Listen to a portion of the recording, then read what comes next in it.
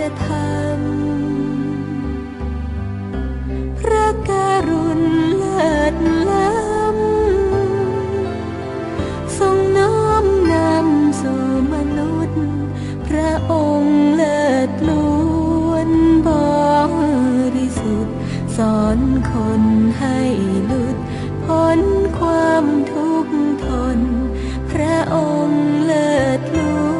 วนบริสุทธิ์สอนคนให้หลุดพ้นความทุกข์ทน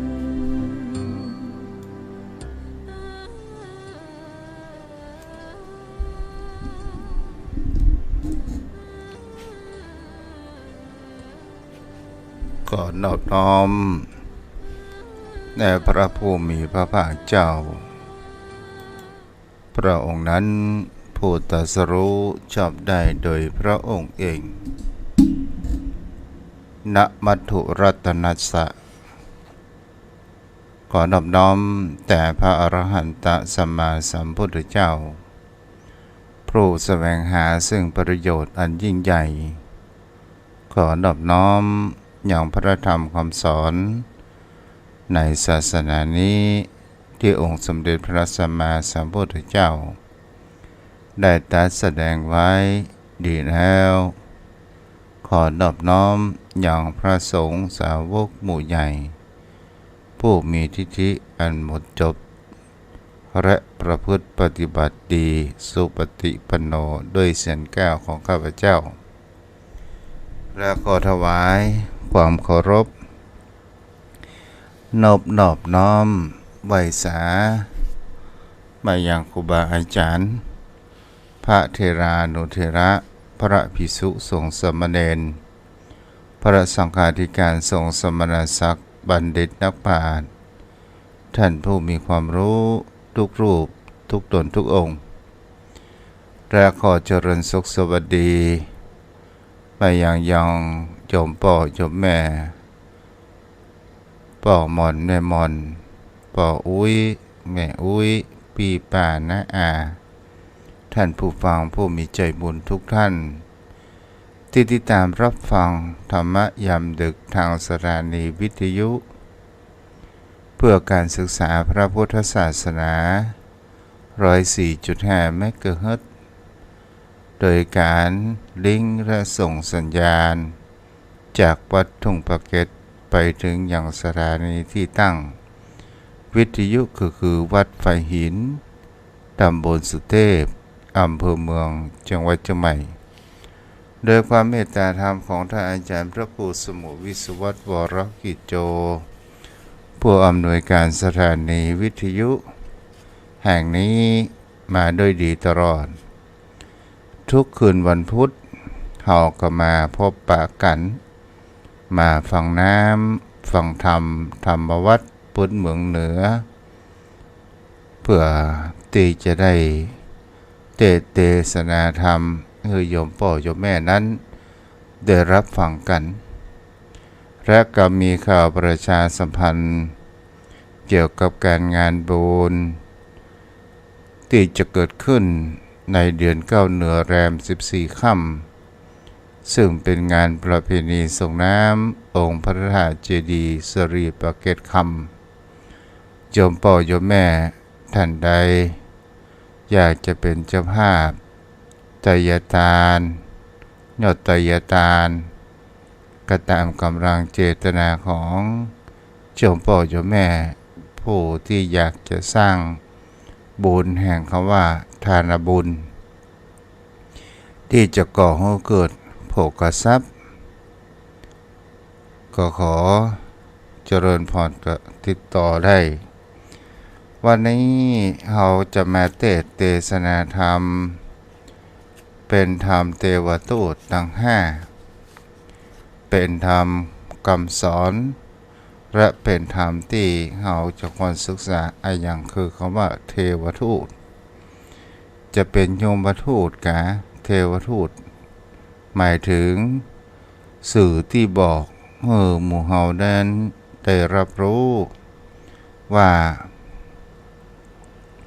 ชีวิตของคนเฮานั้นผ่านไปและบ่สามารถท ที่จะหยุดยั้งแห่งกาลเวลานั้นผ่านเราไปได้ก็วันนี้เราก็มาอยู่กับกันเนาะโยมพ่อโยมแม่ท่านผู้ฟัง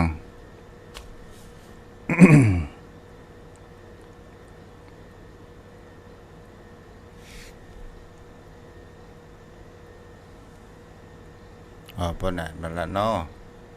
ครับขอกราบแทบไตรไวสารในเมตตาบารมีธรรมท่านพระคุณเจ้าด้วยความเคารพอย่างสูงยิ่งครับกราบไวสาครับเจ้าตะคืนฝนตกนักก่อพะนั้นโอ้ตกนักแก่นะครับก็ต้องเรียกว่าตกขนาดเนาะครับดีละหน้าเทศกาลของเปิ้นเนาะครับมันเป็นฤดูกาลเพิ่นละเป็นธรรมชาติเพิ่นเนาะท่านเจ้าเนาะเปิ้นมาเยี่ยมมาเยือนเฮาแล้วเนาะมาถึงกาลเวลา กาลเวลาของเปิ้นแล้วครับจ้าครับผมเอาไว้แพะเนาะไว้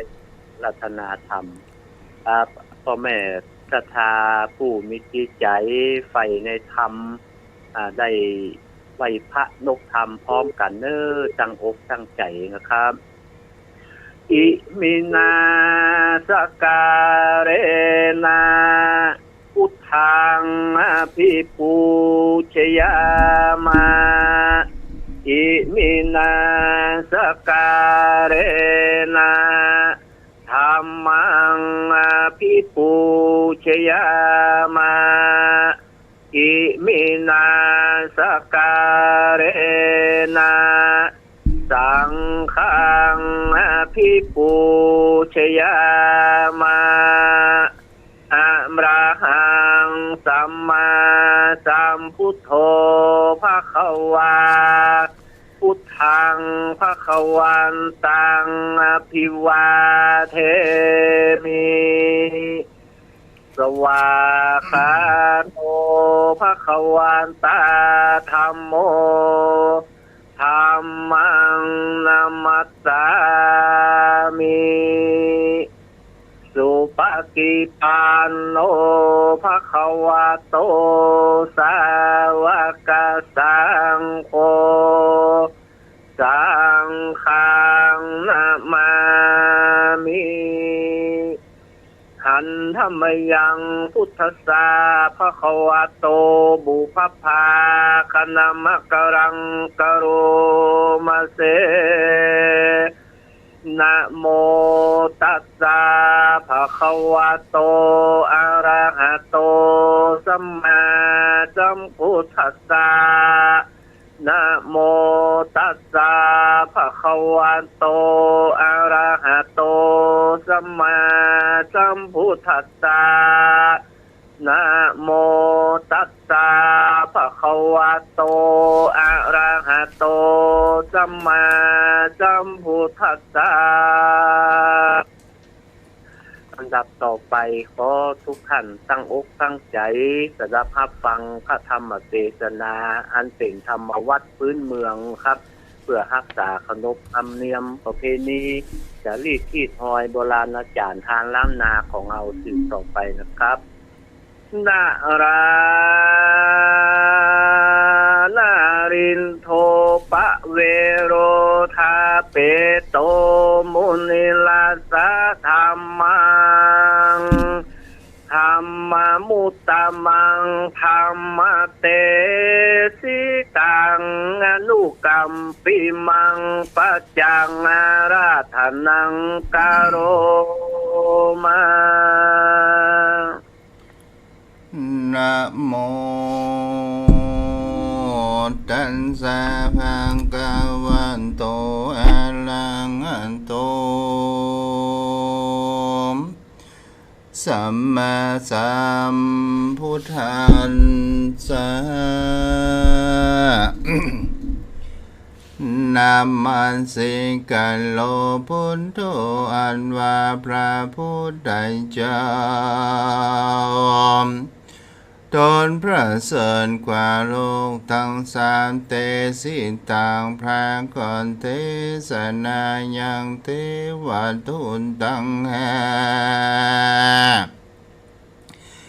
ท่านทั้งหลายจงถ่อมทาดาฟังเพื่อให้เป็นสัจจังให้แจ้งเพื่อเป็นที่รู้แห่งสังขารทุกวันคืนการกินกันอยู่ทุกผู้คู่ยิ่งใจอย่าประกันอยู่บ่ใดปังเผาเฮอประการเกิดเล่ายังตนอันว่าปีเดือนวันหากว่าขอขับบนแมกหากแก่อันใจนั้นแต่หากว่าโนมที่แต่ประจุมมืดมัวแม้นว่าผมยังหัวก็งอกเขียวก็หลุดหล่นออกไปลายเนื้อหนังกายก็หดหูจะเป็นดังอีกูยิ่งใจวันดีประการคงควายกะตำบุญหือตารักษาศีลเมตตาภาวนาหาความดีใส่ตัวไปใจอย่านับได้อยู่นอนได้การตั้งตายภายบ่หูอย่าไปฟู่อูสังเสริญปีเดือนเกินขับหือแก่เพียรที่แผ่พำตัวอย่านับไข้หัวจะวายเฮือเกิดหนีที่ไหลสู่ตั้งดีอย่าถือเอาแก้วอันบ่มีคุณค่าแก้วต่ำแช่บอดดีเอาเฮือประการถือดวงเผาเพชรแก้วอันมีค่าแล้วดีงามจงร้องจำคืดหลอดเอาใจจอดหาดูยังหมู่สัตว์น้อยใหญ่อันเดือดไม่ตุ้งคามเพราะว่าชาติก่อชาติเกิดเป็นมาฮือเป็นมาจะละเบียดเบียนฮือเท่าแก่เพียทีเข้าสู่เต็มตนมรณะมาโจรฮือตายพรากจูผู้ก็หักเหมือนกันเสียงคนนั้นสั่นสาวดังเสียงสัตว์ออกละหากินดังสัตว์บินบนบินบนและเตียวย่างไผบ่อาจอยู่ข้างเนาวนานการมาจุราชมาหลอดก่อจันตายละทอดตนตัวละเครื่องครัวขว้างไว้ฝูงหมู่ญาติให้วิ่งบอนสมสนสารจนลำบากเฮือเพิ่งเกิดทุกข์ยากหนักหนาดังพระสันธาเป็นเจ้าหากกดเงินเก่าเทศนาเป็นวาระกันธาดังนี้อาหัมปีโกมิจันติธรรมโมจติอนาตินโตอาหัมปิโกมิจัลลันติธัมโมจัลลาอนาตินโตอาหัมปิโกมิปัญญาทิธัมโมปัญญาทิอนาตินโตอาหัมปิโกมิมรณะธัมโมมรณะอนาตินโตอาหัมปิโกมิทุกขาธัมโมทุกขาอนาติโตหันทายังกาลายานังกาโลมิกายเยนะวัจจายะมนัสสายะมารณสันติดังนี้ อาหัมปีแม้นว่าตัวเราตัวแห่งเราและตัวแห่งท่านจันติธัมโมมีสภาวะอันเกิดมาก็เป็นทุกข์เมื่อยามน้อยเป็นทุกข์ข้าคอยเมื่อเป็นเด็กแดงฝูงมดแมงมาต้อมไตก็ปวดจางไหลและครับนี่มันเป็นตุงขี้ปวดจางปากเป็นตุงยากเมื่อยามการทุกเนานั้นหัดย่างตุกเสมสร้างหากินเป็นทุกเมาวินพับแผ่ยาเมื่อพ่อแม่พัดพรา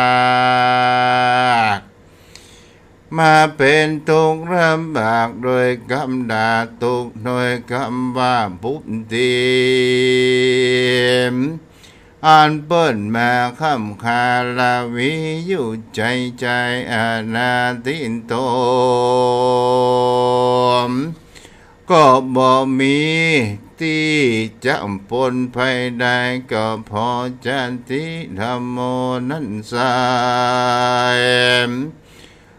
เกิดเป็นแม่จึงได้มาตุ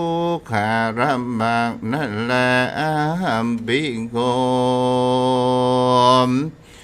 อันว่าตัวแห่งเราก็เป็นไปดังนี้แต่จริงแล อาหัมปิโกแม้นว่าตัวเราและท่านจติธัมโมมีสัมภาวะอันเกิดมาแล้วก็เห่อเท้าค่ำคาจะลามีนัตตาอันหิว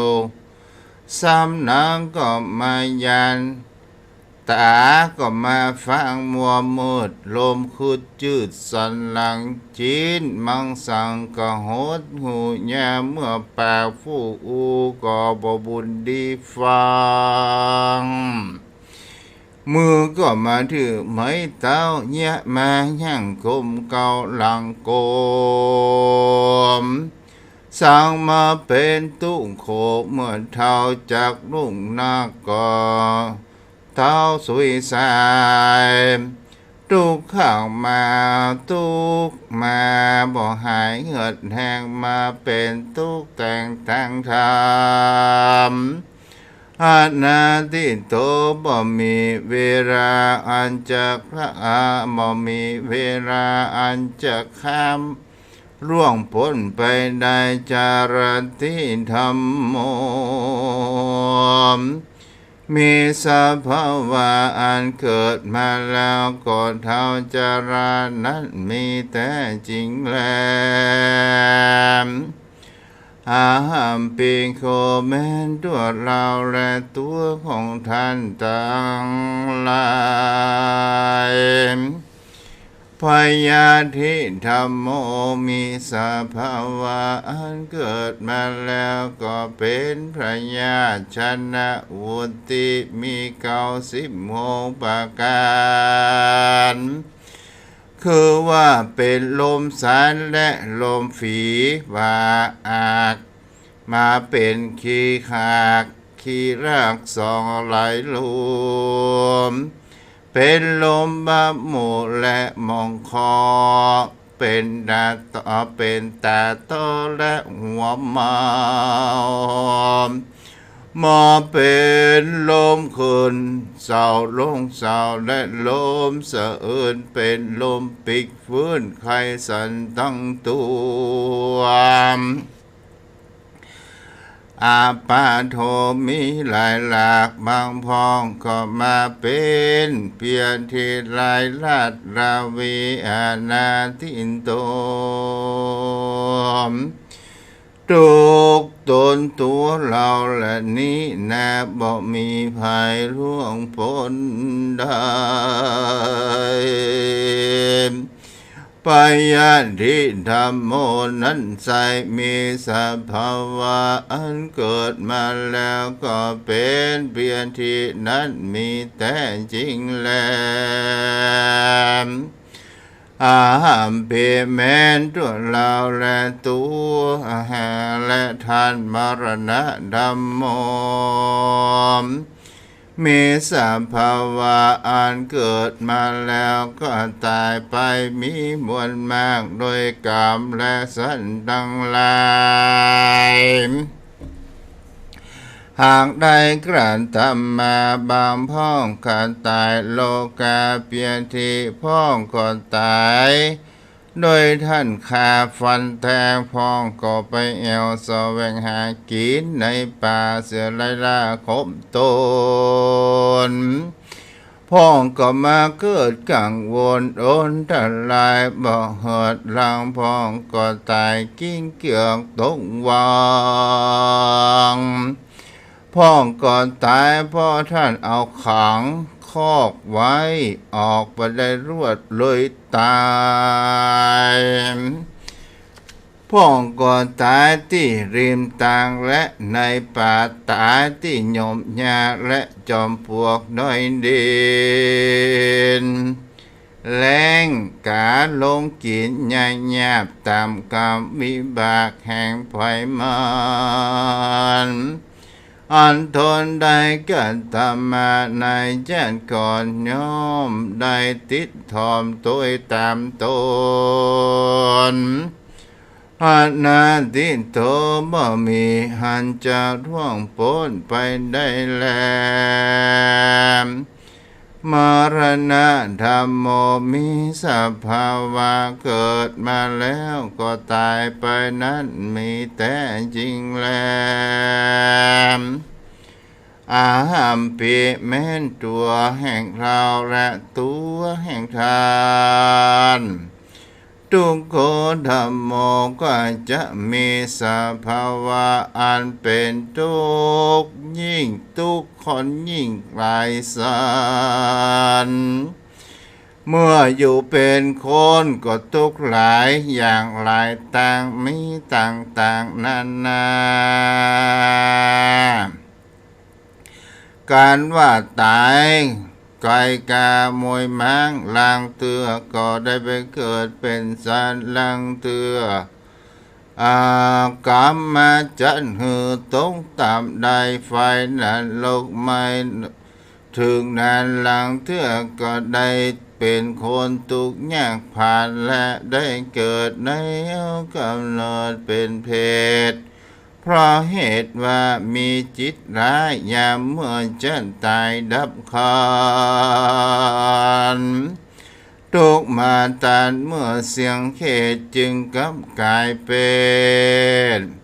ไปเกิดเป็นเพศนาพีได้โตกเวจีแม้แล้วมาเกิดในกำเนิดเป็นเพศหลอกและได้เกิดมาเป็นสัตว์วิบากมากำจัดและแต่งบอกเฮตูรู้ที่แห่งต่างงานบางพ้องบุญกรรมติดตามตัวตายก็ได้ไปเกิดเป็นสุขรำเริดไทยที่ประเสริฐเป็นอินพรหมได้ไปเป็นเทวบุตรเทวดาตนวิเศษเพราะเหตุว่าอำนาจบุญกรรมเขตที่ได้กระทำมาอายุสังขลาก็ยืมอายุสังขลาก็ยืนมากกว้างบ่มีที่อ้างตั้งตุกมีความสุขหาประมาณบ่ได้อนาติโตมมีภัยร่วงพ้นไปได้ทุกตัวตนแม้นแต่จริงแท้สมามเพราะเหตุนังอันแม้ว่าตัวแห่งเราและตัวแห่งท่านกัลยาณังก็ควรลีกาทำกรรมอันดีงามคือการรักษาศีลเมตตาภาวนาไป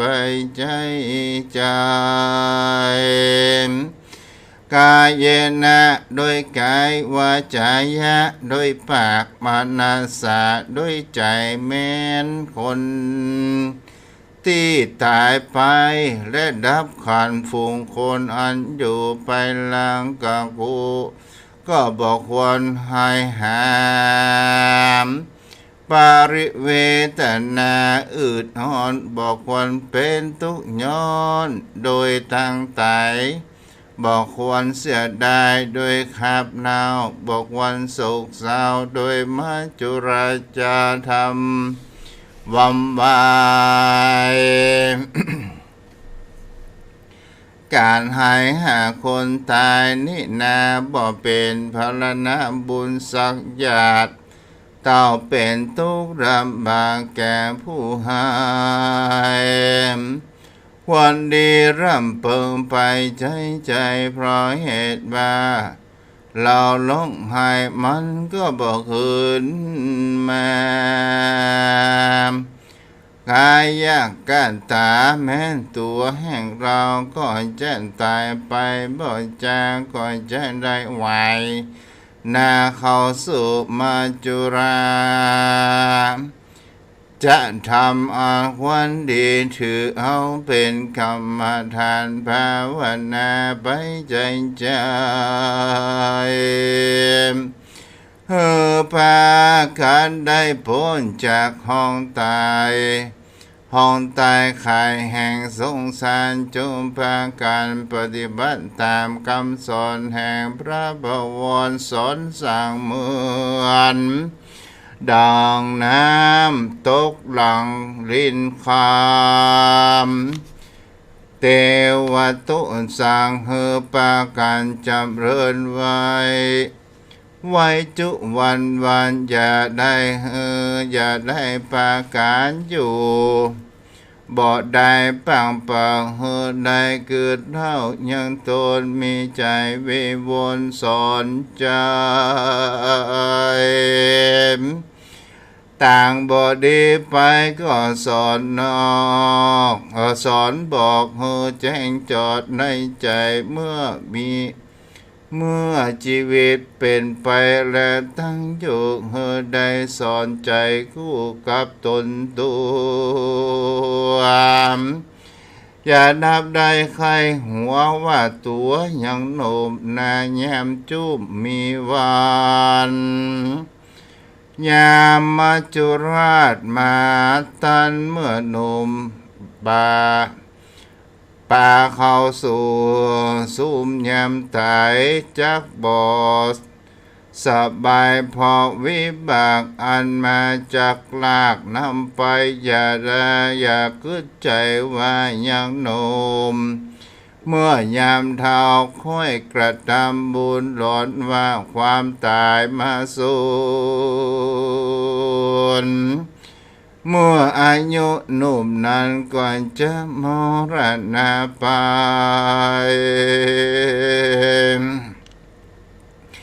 บ่มีอันใดจะเอาไปตุยใดมีแต่บุญบาปกรรมที่ได้กระทำไว้ย่อมติดตามไปใช้ยาอีกว่าเหมือนดังเงาเตรียมตนได้เสวยผลเป็นสุขและทุกข์คู่ตามกันสงสารอันนี้น้อมมัจจุราชอันนี้นอ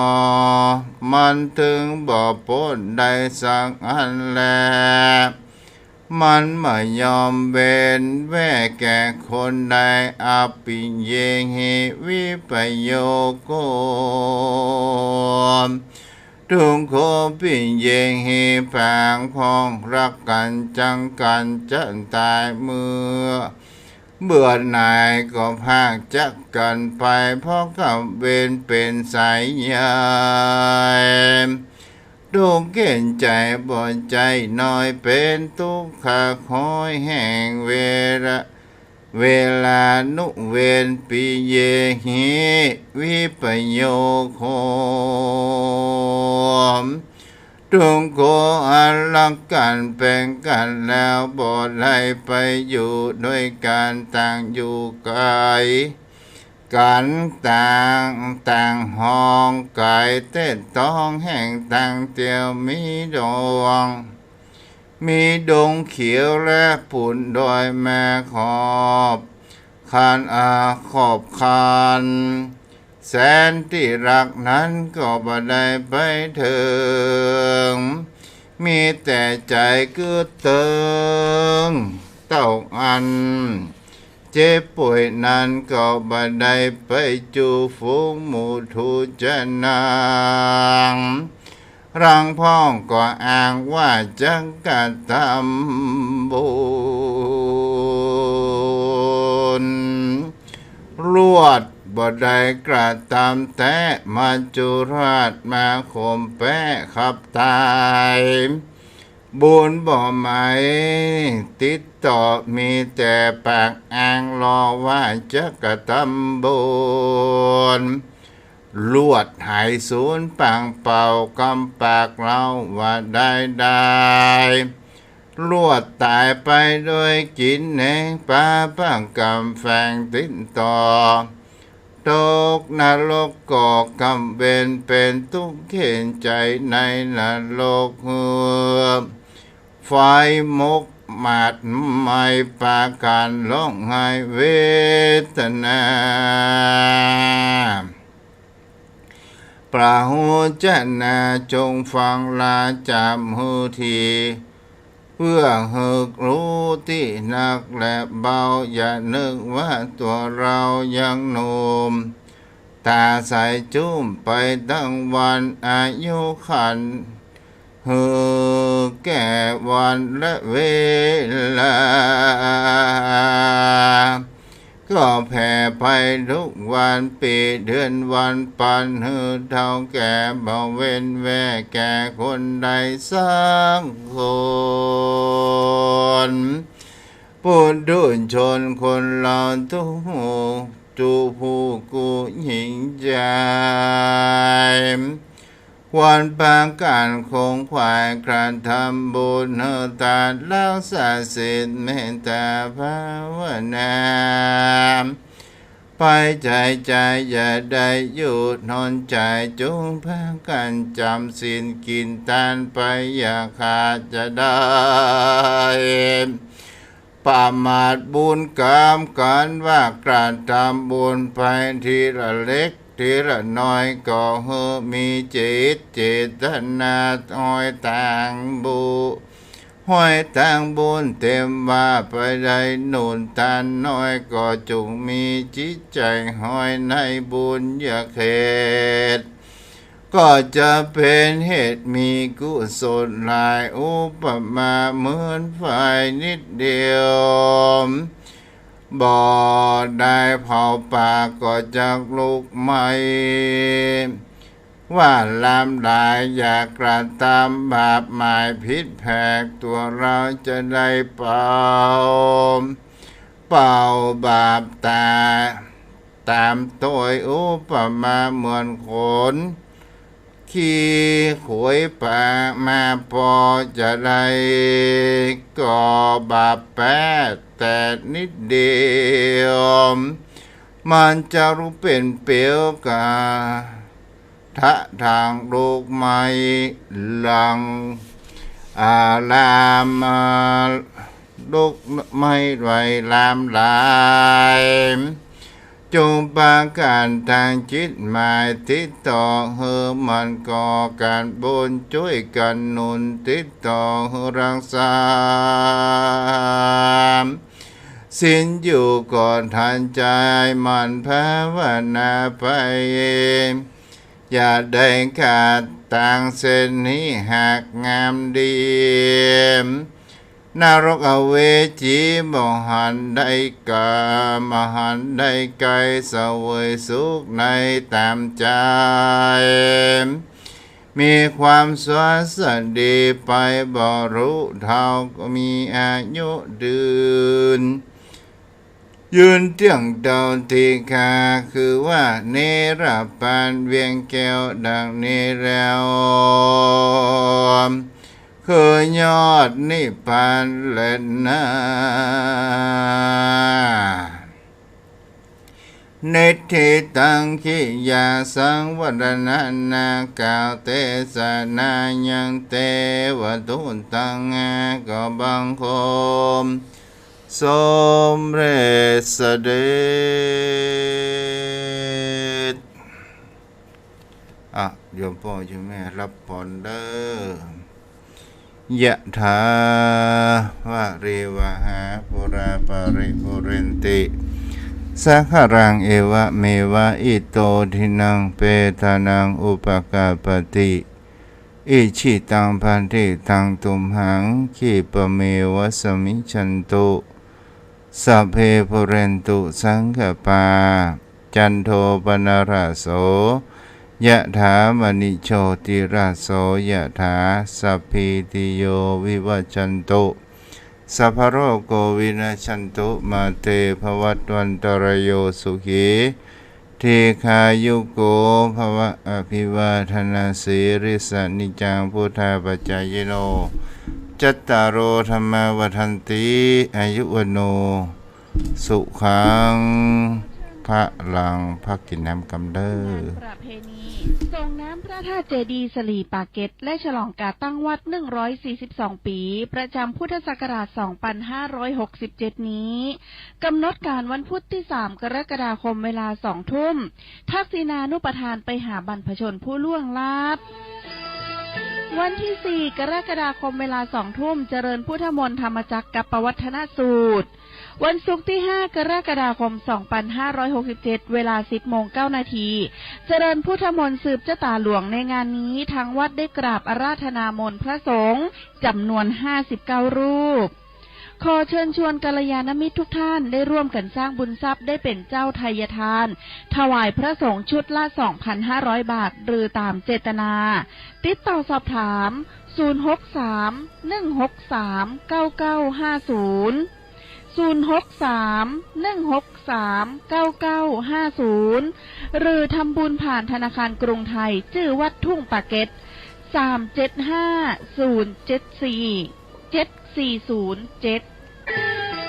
เจริญพรพนานแห่งขอกับแพทย์ไตรไวสาเมตตาธรรมท่านเจ้าครับเจ้า วันนี้มาเรื่องศาสนาพิธีกันเนาะปะล่ะเนาะครับไวสาครับ บางสิ่งบางอย่างผู้คนเฮาเกิดแห่งความเข้าใจผิดหรือเกิดแห่งความบ่รู้เกิดขึ้นเพราะนั้นวันนี้ได้เทศนาธรรมยังเตวตุตะแห่คำว่าสุมาขันแก้วทั้งสามนี้มันหมายถึงอย่างใดพ่องมันเป็นการขอขมาขอสุมาพระรัตนตรัยนะท่านพระคุณเจ้าเพราะว่าบางทีอันคนที่ไปวัดอุบาสกอุบาสิกามันเป็นธรรมเนียมล้านนาของเรา ที่ได้ว่าล่ำกำเหลือได้ขึ้นที่ต่ำย่ำที่สูงประมาทด้วยอริยบททั้งสี่โดยตั้งใจก็ดีบ่ตั้งใจก็ดีก็กลัวเป็นโทษเป็นกรรมอันล่วงเกินพระรัตนตรัยคือพระพุทธพระธรรมพระสงฆ์จึงได้มีการกล่าวขอขมาแต่ว่าในล้านนาของเฮามันเป็นสำนวนโวหารไว้สาท่านเจ้าครับเจ้าแท้จริงถ้าว่าถือว่าจะเป็นภาษาบาลีก็คือกายเยนะวาจายะวเจตสาวาเนาะครับไว้สาครับด้วยกายก็ดีด้วยวาจาก็ดีด้วยใจก็ดีที่ข้าพเจ้าล่วงเกินแด่พระพุทธขอพระพุทธจงงดซึ่งโทษล่วงเกินนั้นเพื่อการสำรวมระวังในพระพุทธเจ้าในการต่อไปแล้วก็ขอมาพระธรรมก็เหมือนเดียวก็ขอมาพระสงฆ์อันนี้เป็นภาษาบาลีเป็นมาตรฐานท่านเจ้าแต่ถ้าวงหารนี่มันก็มีหลายสำนวนมันแล้วแต่ครูบาอาจารย์นักปราชญ์บัณฑิตเพิ่นแต่งขึ้นไว้สาครับเพราะนั้นลองว่าแบบสำนวนฟังสักหน่อยแล้วท่านเจ้าจะฮื้อเวลาเก้ากว่าผมตัวใดกับพวก10 นาทีก็ได้ถ้า10 นาทีผมยาวแบบกลาง แต่ถ้าว่าฮื้อ5 นาทียาวแบบสั้นแต่ฮื้อ30 นาทีจะแบบยาวถ้า10 นาทีก็จะขึ้นต้นว่าขออันเข้าถึงพระรัตนตรัยก่อนโยสันนิสิโนวัลาโปติมูเลมาลังสาเสนังมหันติงวิจัยโยสัมโปติมากันเจงอนันตัญญโนโยโลกุตโมตังปา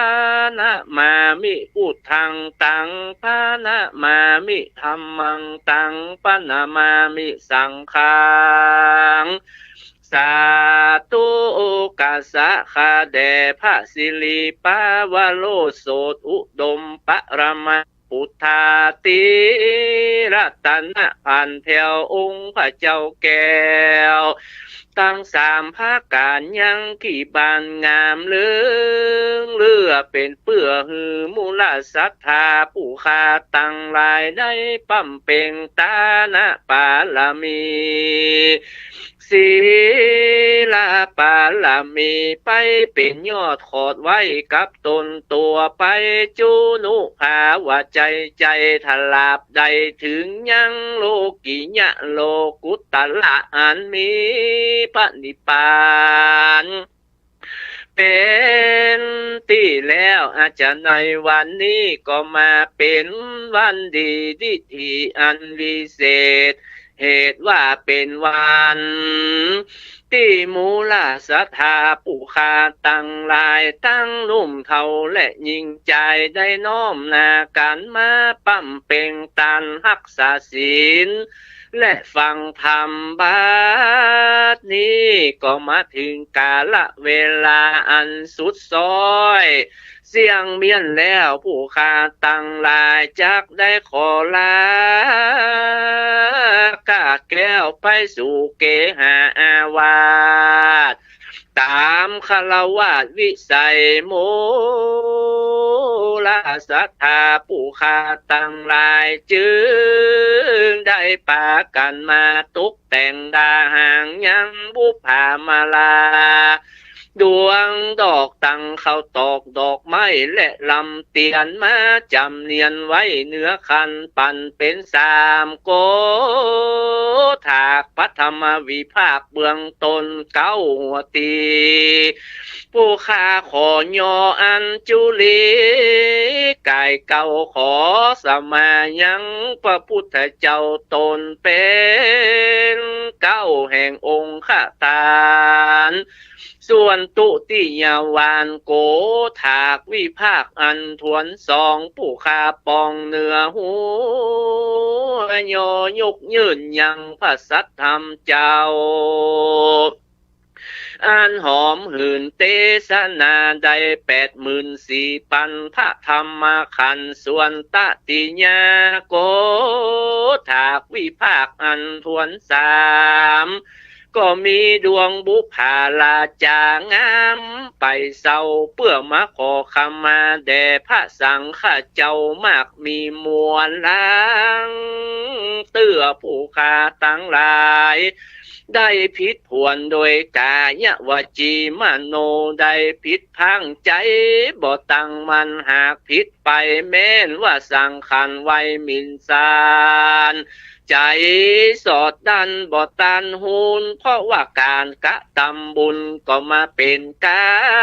รยากขอพระเกี่ยวเจ้าทั้ง3 โกถาก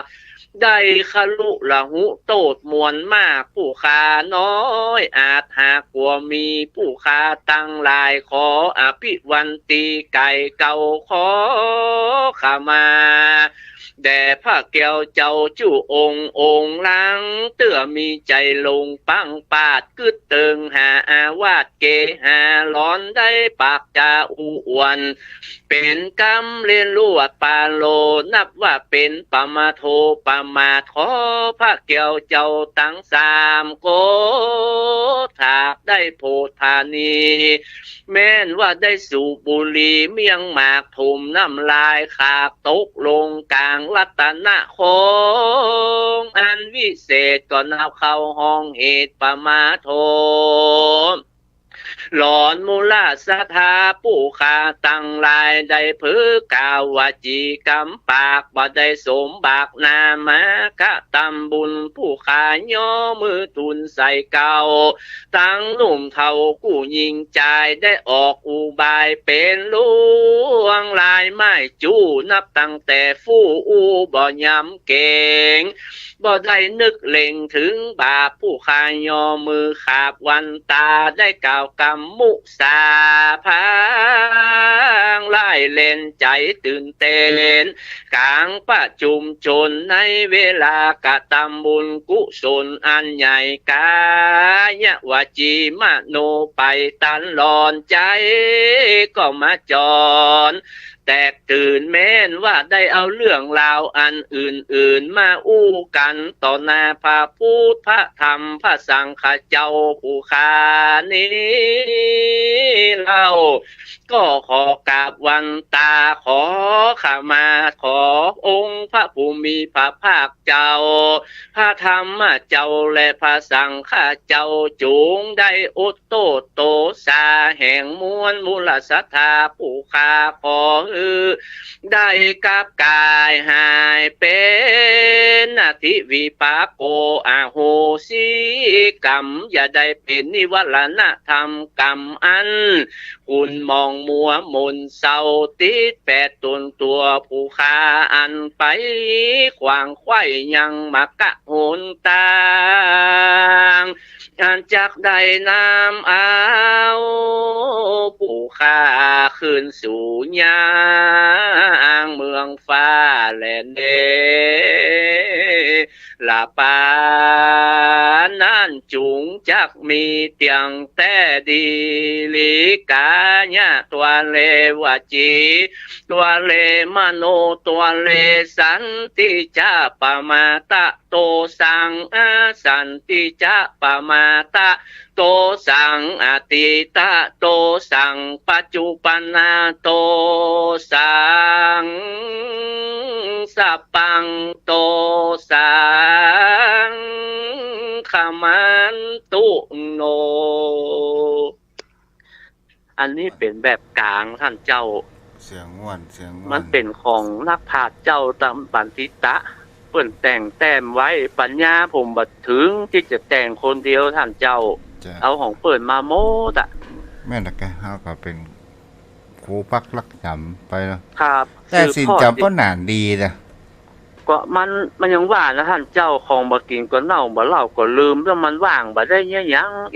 เอากาศมันดีฟังน้ำฟังคำก็มาลืมมาเล่าอย่าท่านพระคุณเจ้าสวดกรรมฐานนี่ก็นานได้เนาะอ๋อสวดกรรมฐานนี่สวดครับเพราะว่าเมื่อค่ำยามคืนเข้ารับเข้านอนก็ต้องสวดอยู่มันเป็นการเจริญมรณสติเพราะเก้ากับผมบ่ฮือตัวเก่าได้สะดุ้งอกตกใจกับความตายมันมาบังเกิดกับตนกับตัวท่านเจ้าเพราะนั้นรวดนำสวดกรรมฐานจนหมดเวลาเลยเด้อบ่ได้ท่านเจ้าสวดกรรมฐานจนหมดเวลาเลยยกอ๋อเดี๋ยวก่อนประเดี๋ยวนี้เวลาเหลือแต่ใดท่านพระคุณเจ้า8 นาทีล้ำไปหน่อยอาจารย์ถึงเผื่อเฮ้อครับไว้สาครับท่านเจ้าครับต่อไปจะได้สูตรพระกรรมฐานตามแบบเบาโบราณอาจารย์เฒ่าคนแก่ผู้สูงอายุที่นอนวัดนอนวาก็ดีจะได้ปงกรรมฐานถึงแม้ว่าบ่ได้นอนวัดนอนวาอายุสังขารามาแก่เฒ่าก็อยู่ที่บ้านเนอะมีปั๊บก็ดีมีหนังสือก็ดีมีตำหาก็ดีเอามาเกิงเอามาเขิงมาตึงพอนะครับ นะโมตัสสะภะคะวันโตอะระหะโตสัมมาสัมพุทธัสสะนะโมตัสสะภะคะวันโตอะระหะโตสัมมาสัมพุทธัสสะนะโมตัสส สะภะคะวันโตอะระหะโตสัมมาสัมพุทธัสสะพุทธังสรณังกัจฉามิธัมมังสรณัง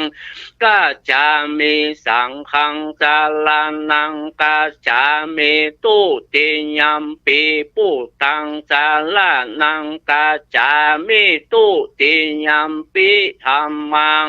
สรณังกัจฉามิตุติยัมปิสังฆังสรณังกัจฉามิตติยัมปิพุทธังสรณังกัจฉามิตติยัมปิธัมมังสรณังกัจฉามิตติยัมปิสังฆังสรณังกัจฉามินะโมพุทธายะนะโมธัมมายะนะโมสังฆายะอัปปะมาโนพุทโธอัปปะมาโนธัมโมอัปปะมาโนสังโฆพุทโธเมนาโถธัมโมเมนาโถสังโฆเมนาโถกัมมัฏฐานังเมนาทังกัมมัฏฐานะทายังกาจะลิโยเมนาโถอะหังพันเตพุทธานุสติกัมมัฏฐานังเตภาพันเตอะหังพันเตปิติอุปาจาระสมาธิญญาจามิอิติปิโสภะคะวะอะระหังสัมมาสัมพุทโธวิชาจารณะสัมปันโนสุขะโตโลกาวิทูอานุตตะโลปุเรสะธรรมสารติสัทธาเทวามนุษย์สานังพุทโธภะคะวันติสวาคาโตภะคะวะตาธัมโมสันติทิโกอากาลิโกเอหิปัสสิโกโอปานะยิโกปัจจตังเวทิตาโพวินโยหิติสุปาติปันโนภะคะวะโตสาวกสังโฆจุปาติปันโนภะคะวะโตสาวกสังโฆญาญาปาติปันโนภะคะวะโตสาวกสังโฆสามิจิปาติปันโนภะคะวะโตสาวกสังโฆญาติทังจันตาลิปุริสายุคานิอัฏฐาปุริสาปุกาลาเอสาภะคะวะโตสาวกสังโฆอาหุนายโยปาหุนายโยทักขินายโยอัญจริกาละนิโยอนุตตาลังปุญญาเขตังโลกัสสาติอาทิอิมัสสามิงกาเยเกสาโลมานะขาทันตาตะโจมังสังนะหาโลอาทิอาทิมิชังวักกังหะทายังยะขานังกิโลมากังปิหาสังปัปภาสังอันตังอันตะคู่นางอุทาลิยังกะลีสังปิตังเสมหังปุปโพโลหิตังเสโทเมโทอัตสุวาสาเคโลสิงคานิกาละทิกามุตตังมัทธะเกมัทธานลุงคันติทาวะติงสากาลังอะยังอัตตะภาโวอานิจังทุกขังอนัตตาอะสุจิอาสุพังอิมังกัมมัฏฐานังปุณภาโวติอาจิลังวะตะยังกายโยปะทะวิอาติเสสติจุตโธอะเปตะวิญญาโนนิรัตถังวะคะลิงขาลังปะทาวิธาตุอาโปธาตุเตโจธาตุวาโยธาตุลูปัก ขันโตเวทนาขันโตสัญญาขันโตสังขารขันโตวิญญาณขันโตปัญจักขันธาอัจจ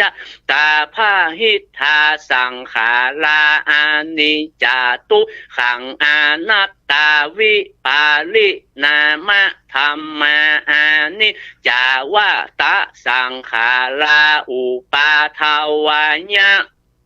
ธรรมิโนอุปาชิตาวานิลุจันติเตสังวุปัสสะโมสุโหนามะรูปังอนิจจังขายะเทนาวตานิปานังนามารูปังทุกขังขายะเทนาสุขังวาตานิปานังนามะรูปังอนัตตาวาตานิปานังนามะรูปังทุกขังนามะรูปังอนิจจังนามะรูปังอนัตตานิจังวาตานิปานังสารังวาตานิปานังสุขังวาตานิปานังปะละมังสุขังอันนี้เป็นสูตรกรรมฐานที่คนเฒ่าแก่ได้บ่ถึง10 นาทีพุ่นน่ะสวดมนต์และสูตรกรรมฐานต่อไปได้นั่งสมาธิก็ตั้งนะโม3จบนะโมตัสสะภะคะวะโตอะระหะโตสัมมาสัมพุทธัสสะนะโมตัสสะภะคะวะโตอะระหะโตสัมมาสัมพุทธัสสะนะโมตัสสะภะคะวะโตอะระหะโตสัมมาสัมพุทธัสสะสาธุโอกาสะข้าแด่พระเจ้าแก้ว5จำพวกบัดนี้ข้าเจ้าจักได้นั่งสมาธิภาวนายังพุทธานุสติพระกรรมฐานเจ้าขอพุทธานุสติพระกรรมฐานเจ้าจงมาบังเกิดในจิตใจแห่งศรัทธาข้าเจ้าในกาลบัดนี้เถิดนะโมพุทธายะนะโมธัมมายะนะโมสังฆายะอัปปมโนพุทโธอัปปมโนธัมโมอัปปมโนสังโฆพุทโธเมนะโถธัมโมเมนะโถสังโฆเมนะโถกัมมัฏฐานังเมนะถังกัมมัฏฐานะทายกะจะริโยเมนะโถอะหังพันเตพุทธานุสติกัมมัฏฐานังญาจามิอิมังภาวนากรรมังอธิษฐานมิอิมังภาวนากรรมังอธิษฐานมิอิมังภาวนากรรมังอธิษฐานมินั่งสะดวกในท่าที่สบายนึกถึงพระพุทธเจ้าเป็นที่ตั้งหรือจะภาวนาว่าพุทโธก็ได้สัมมาอรหังก็ได้หรือยุบหนอพองหนอก็ได้ตามที่ได้เรียนจากครูบาอาจารย์คือพอสมควรแก่เวลาคือจิตมันนิ่งเมื่อจิตนิ่งแล้วพอสมควรจะลาพระกรรมฐานก็ขอได้ลาพระกรรมฐานทางคำกล่าวต่อไปสาธุโอกาสะข้าแด่พระเจ้าแก้ว5จำพวกบัดนี้ศรัทธาข้าเจ้าได้นั่งเจริญสมาธิภาวนายังพุทธานุสติพระกรรมฐานเจ้าได้มาเพียงเท่านี้ศรัทธาข้าเจ้าขอยกไว้เหนือขมองจอมขวนแห่งศรัทธาข้าเจ้าตั้งแต่กาลบัดนี้เถิดอิมังภาวนากรรมังปัจจุทารามิ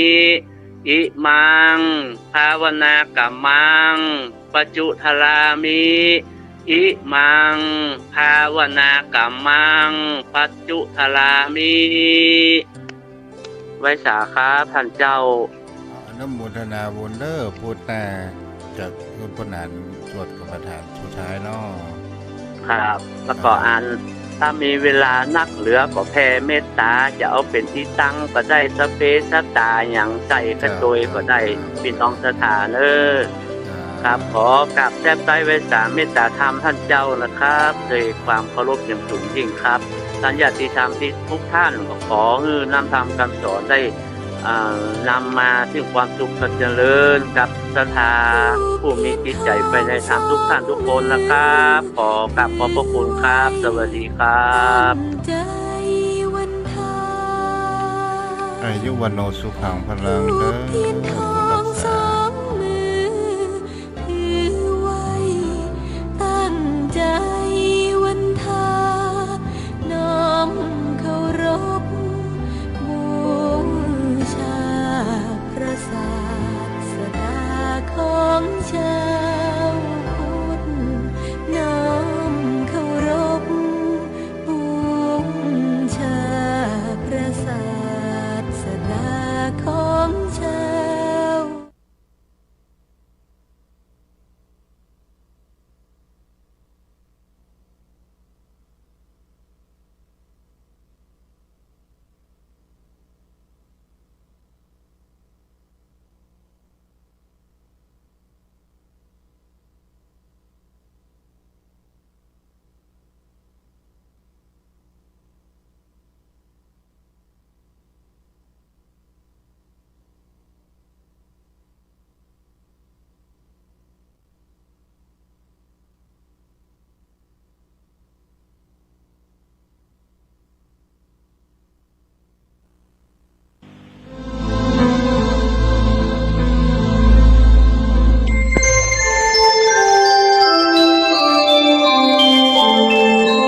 ขณะนี้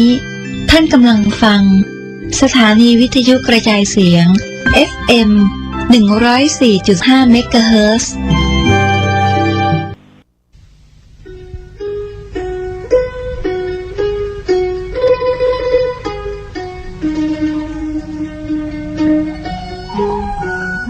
ประวัติคัมภีร์อุปาตสันติอุปาตสันติทางเมืองเหนือเรียกว่า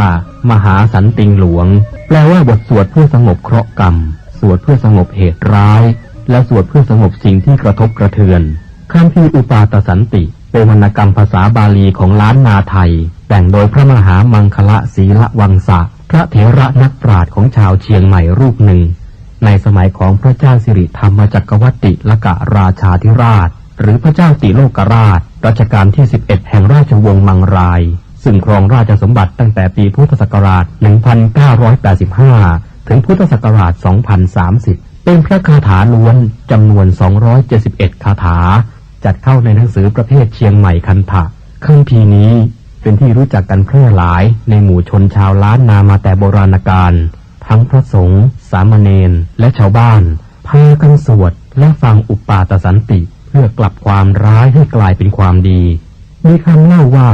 สมัยที่ท่านแต่งอุปาตสันตินั้นที่เชียงใหม่มีโจรผู้ร้ายและคนอันธพาลชุกชุมผิดปกติมีเหตุร้ายและสิ่งกระทบกระเทือนอยู่เสมอพระมหาเถระศีลวังสะจึงให้พระสงฆ์สามเณรและประชาชนพากันสวดและฟังอุปาตสันติเพื่อสงบเหตุร้ายทั้งมวลที่เกิดขึ้นในเมืองต่อมาชาวพม่ามีความเลื่อมใส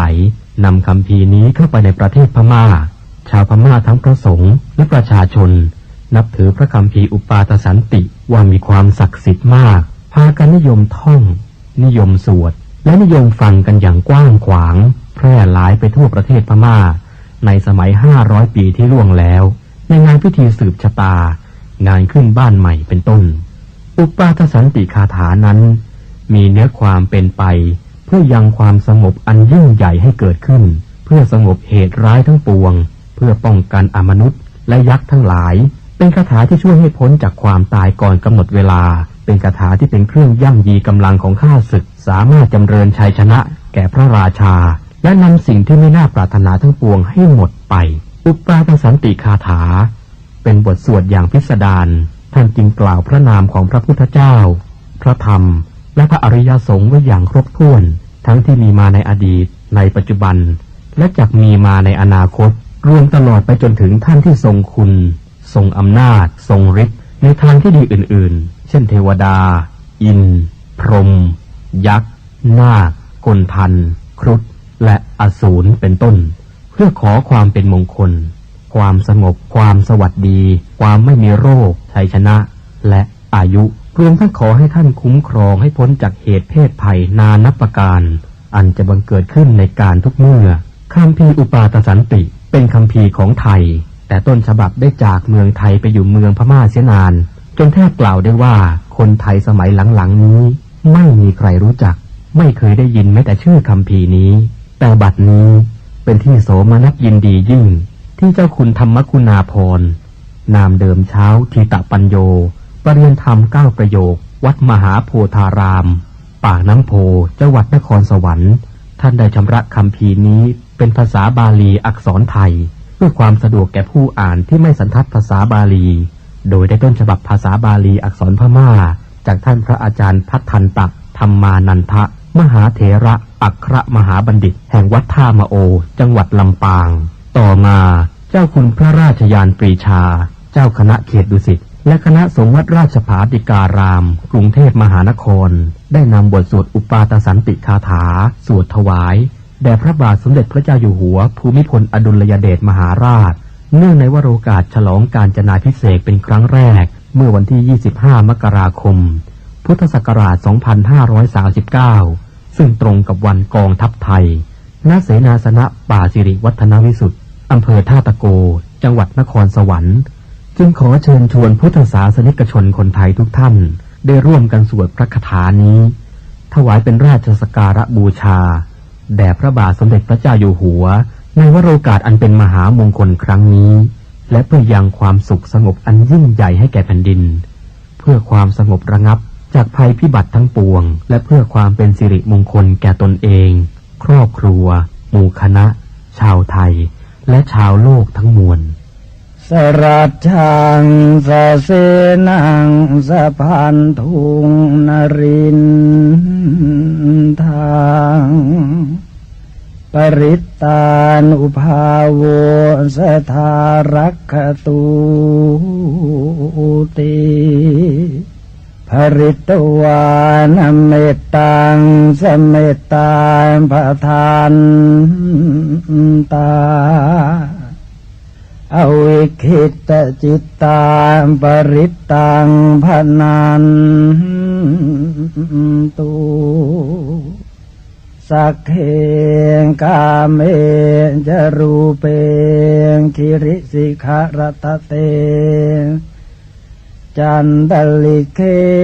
วิมาเนทีเปรัตเทจะคาเมตรุวนาคาเนเคหวัตุมให้เขตเตภูมิมาจายันตุเทวาชละทละวิสเมยัคขกันทัพพนาคาติทันตาสันติเกยังมุนิวรวจนังสานทโวเมสุนันตุธรรมัสสวนกาโลยัมปทันตาธรรมัสสวนกาโลยัมปทันตาธรรมัสสวนกาโลยัมปทันตานะโมตัสสะภะคะวะโตอะระหะโต สัมมาสัมพุทธัสสะนะโมตัสสะภะคะวะโตอะระหะโตสัมมาสัมพุทธัส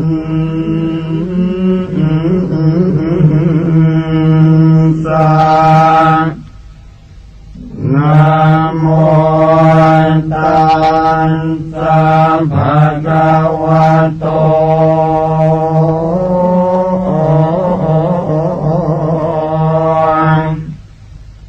อะระหะโตสัมมา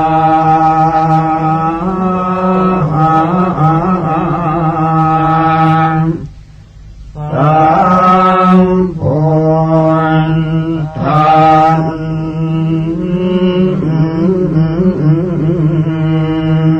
สะสุตุทัสโส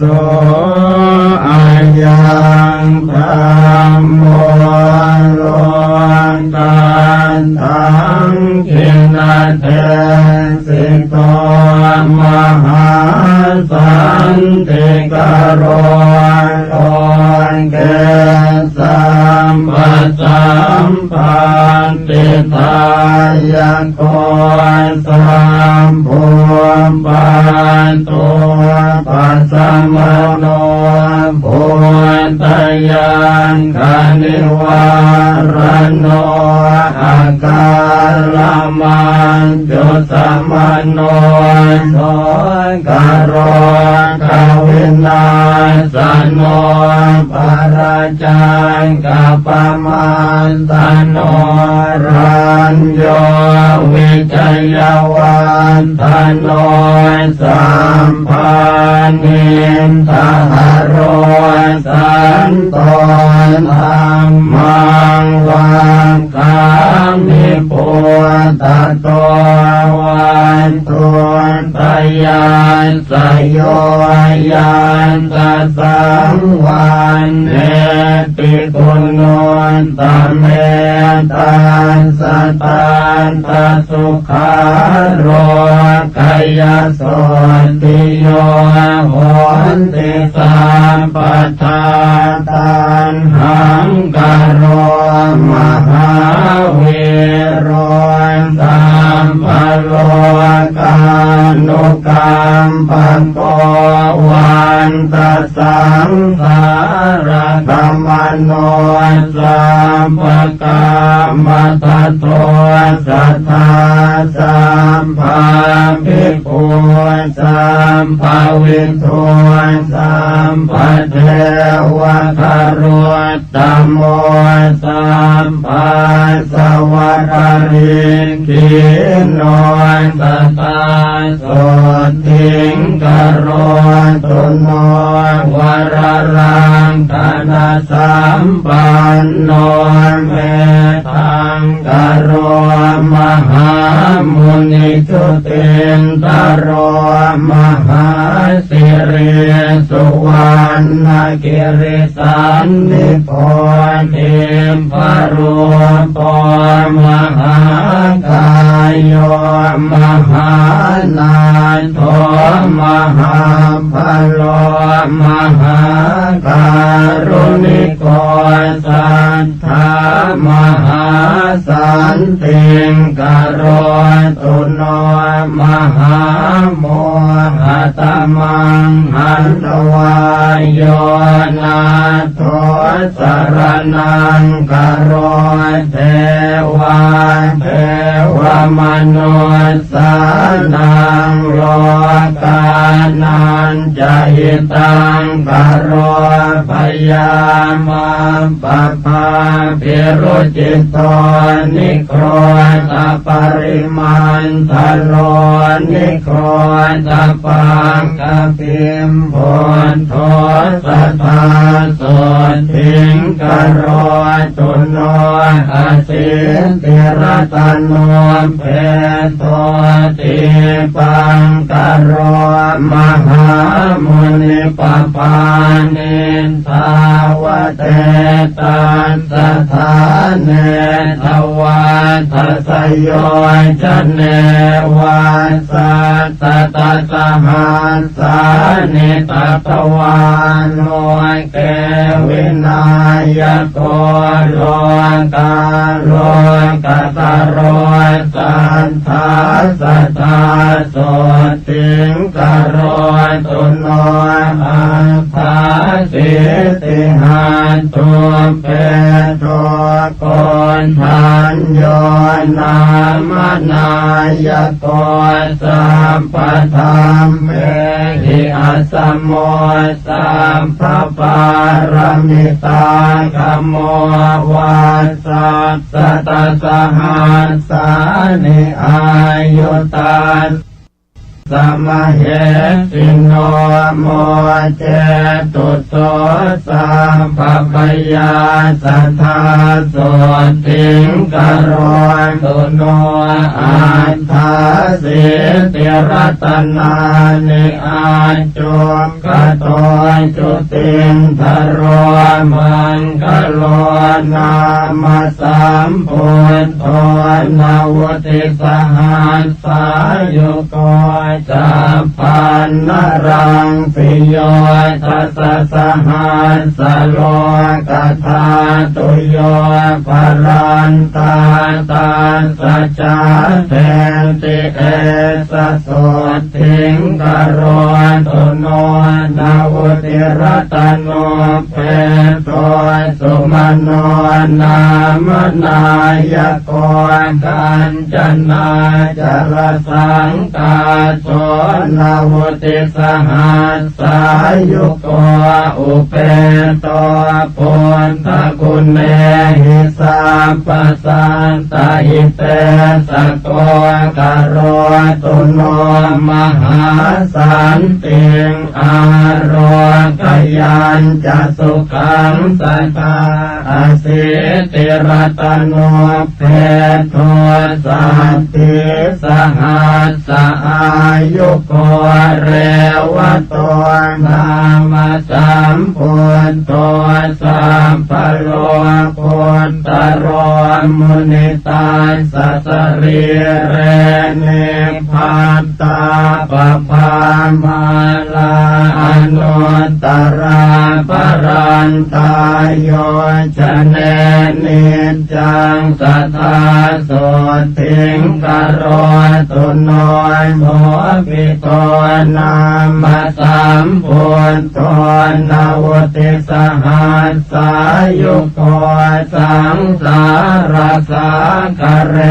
สันเตภะหุโมเจติทุกขโต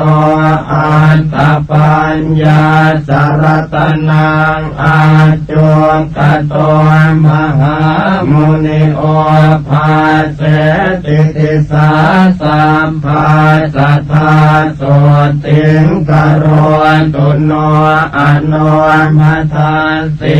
สามพุทโธเตชันสิทุรติกัมโมอันตปันนาสรตโนโอภาเสนโตสเทวเกนิพพานปาปะโกโลเกวัสสัสตสหัสสายุกโรตุโนมหาสันติงสุขิตาจะมยังสัทธาปทุโมนามาสัมพุทโธโลกเจโทนราสะโพอันตปัญญาสารตโนอาทิตโยววิโรจติวัสสัสตสหัสสานิอายุตัสสมเหสิโนโสปิปุณโธการุณิโกสัทธาโสติงกโรตุ โนอัตถาสิติรัตโนเปโทนารโทสัมปกามโตนิรันตรังติวาราติงโยชนังภรเตปภานาวติวาสสหัสสานิทัตวาโลเกวินายโกโมเจติตุกโตสัตเตโสภิสสุติงกโรตุโนอัตตปันนาสรตโน